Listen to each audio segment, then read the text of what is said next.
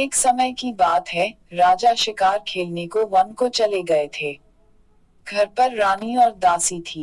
उसी समय गुरु बृहस्पतिदेव साधु का रूप धारण कर राजा के दरवाजे पर भिक्षा मांगने को आए। साधु ने जब रानी से भिक्षा मांगी तो वह कहने लगी, हे साधु महाराज, मैं इस दान और पुण्य से तंग आ गई हूँ। आप कोई ऐसा उपाय बताएं जिससे कि सारा धन नष्ट हो जाए और मैं आराम से रह सकूं। बृहस्पति देव ने कहा, हे देवी, तुम बड़ी विचित्र हो, संतान और धन से कोई दुखी होता है। अगर अधिक धन है तो इसे शुभ कार्यों में लगाओ, कुंवारी कन्याओं का विवाह कराओ, विद्यालय और बाग बगीचे का निर्माण कराओ, जिससे तुम्हारे दोनों लोग सुधरे। परंतु साधु की इन बातों से रानी को खुशी नहीं हुई। उसने कहा, मुझे ऐसे धन की आवश्यकता नहीं है जिसे मैं दान दूं और जिसे संभालने में मेरा सारा समय नष्ट हो जाए। तब साधु ने कहा, यदि तुम्हारी ऐसी इच्छा है तो मैं जैसा तुम्हें बताता हूँ तुम वैसा ही करना। बृहस्पतिवार के दिन तुम घर को गोबर से लीपना, अपने केशों को पीली मिट्टी से धोना, केशों को धोते समय स्नान करना, राजा से हजामत बनाने को कहना, भोजन में मांस मदिरा खाना, कपड़ा धोबी के यहाँ धुलने डालना।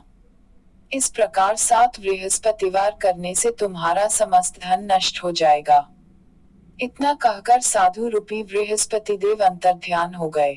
साधु के कहे अनुसार करते हुए रानी को केवल 3 बृहस्पतिवार ही बीते थे कि उसकी समस्त धन संपत्ति नष्ट हो गई। भोजन के लिए राजा का परिवार तरसने लगा।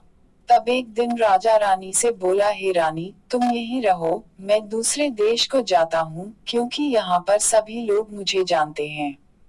इसलिए मैं कोई छोटा कार्य नहीं कर सकता। ऐसा कहकर राजा परदेश चला गया। वहां वह जंगल से लकड़ी काट कर लाता और शहर में बेचता। इस तरह वह अपना जीवन व्यतीत करने लगा। इधर राजा के परदेश जाते ही रानी और दासी दुखी रहने लगी। एक बार जब रानी और दासी को 7 दिन तक बिना भोजन के रहना पड़ा, तो रानी ने अपनी दासी से कहा, हे दासी, पास ही के नगर में मेरी बहन रहती है। वह बड़ी धनवान है। तू उसके पास जा और कुछ ले आ ताकि थोड़ा बहुत गुजर बसर हो जाए। दासी रानी के बहन के पास गई। उस दिन बृहस्पतिवार था और रानी की बहन उस समय बृहस्पतिवार व्रत की कथा सुन रही थी। दासी ने रानी की बहन को अपनी रानी का संदेश दिया, लेकिन रानी की बड़ी बहन ने कोई उत्तर नहीं दिया। जब दासी को रानी की बहन से कोई उत्तर नहीं मिला तो वह बहुत दुखी हुई और उसे क्रोध भी आया। दासी ने वापस आकर रानी को सारी बात बता दी। सुनकर रानी ने अपने भाग्य को कोसा। उधर रानी की बहन ने सोचा कि मेरी बहन की दासी आई थी, परंतु मैं उससे नहीं बोली, इससे वह बहुत दुखी हुई होगी। कथा सुनकर और पूजन समाप्त कर वह अपनी बहन के घर आई और कहने लगी, हे बहन, मैं बृहस्पतिवार का व्रत कर रही थी। तुम्हारी दासी मेरे घर आई थी, परंतु जब तक कथा होती है तब तक न तो उठते हैं और न ही बोलते हैं, इसलिए मैं नहीं बोली। कहो दासी क्यों गई थी? रानी बोली, बहन, तुमसे क्या छिपाऊं, हमारे घर में खाने तक को अनाज नहीं था। ऐसा कहते कहते रानी की आंखें भर आई। उसने दासी समेत पिछले 7 दिनों से भूखे रहने तक की बात अपनी बहन को विस्तार पूर्वक सुना दी। रानी की बहन बोली, देखो बहन, भगवान बृहस्पतिदेव सबकी मनोकामना को पूर्ण करते हैं। देखो, शायद तुम्हारे घर में अनाज रखा हो। पहले तो रानी को विश्वास नहीं हुआ, पर बहन के आग्रह करने पर उसने अपनी दासी को अंदर भेजा तो उसे सचमुच अनाज से भरा एक घड़ा मिल गया। यह देखकर दासी को बड़ी हैरानी हुई।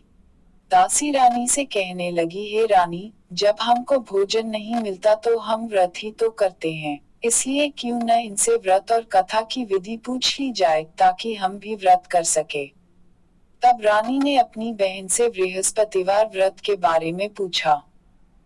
उसकी बहन ने बताया, बृहस्पतिवार के व्रत में चने की दाल और मुनक्का से विष्णु भगवान का केले की जड़ में पूजन करें तथा दीपक जलाएं, व्रत कथा सुने और पीला भोजन ही करें। इससे बृहस्पति देव प्रसन्न होते हैं। व्रत और पूजन विधि बतलाकर रानी की बहन अपने घर को लौट गई। 7वें रोज बाद जब गुरुवार आया तो रानी और दासी ने निश्चयानुसार व्रत रखा। घुड़साल में जाकर चना और गुड़ बीन लाई और फिर उसकी दाल से केले की जड़ तथा विष्णु भगवान का पूजन किया। अब पीला भोजन कहाँ से? इस बात को लेकर दोनों बहुत दुखी थे। चूंकि उन्होंने व्रत रखा था इसलिए गुरुदेव उन पर प्रसन्न थे। इसलिए वे एक साधारण व्यक्ति का रूप धारण कर 2 थालों में सुंदर पीला भोजन दासी को दे गए। भोजन पाकर दासी प्रसन्न हुई और फिर रानी के साथ मिलकर भोजन ग्रहण किया। उसके बाद वे सभी गुरुवार को व्रत और पूजन करने लगी।